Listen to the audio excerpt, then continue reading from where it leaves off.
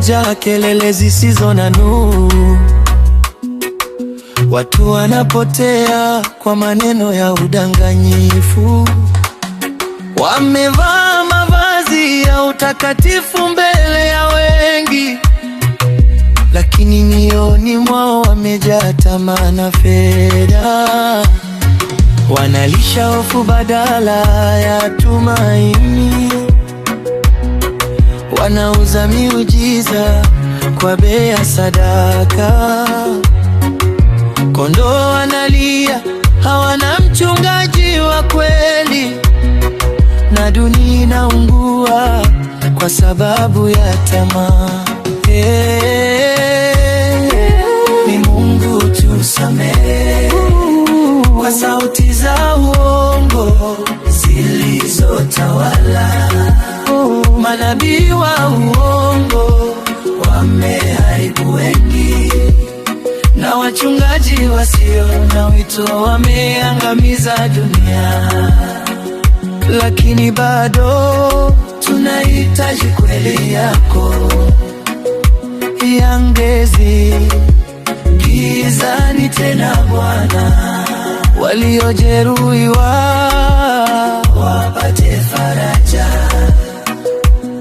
na jina lako lirudishwe katika utakatifu.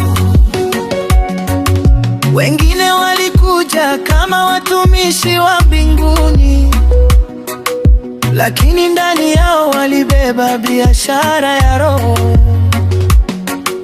Wamewagawa ndugu kwa chuki na majivuno, na vijana wengi wameikimbia njia ya Mungu. Madhabahu zimegeuzwa sehemu za sifa za watu, badala ya mahali pa toba na maombi. Maskini wanalia bila msaada wala tumaini, na ukweli umefichwa nyuma ya maarufu. Bwana, inua watumishi wa kweli, wenye moyo safi na upendo wa kweli, walio tayari kubeba msalaba na si kutafuta utajiri wa dunia. Mungu tusamehe kwa sauti za uongo zilizotawala. Manabii wa uongo wameharibu wengi, na wachungaji wasio na wito wameangamiza dunia.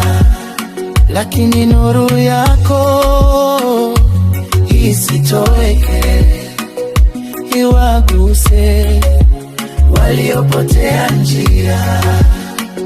Kanisa lirudi katika kweli yako, na dunia ijue bado wewe ni Mungu.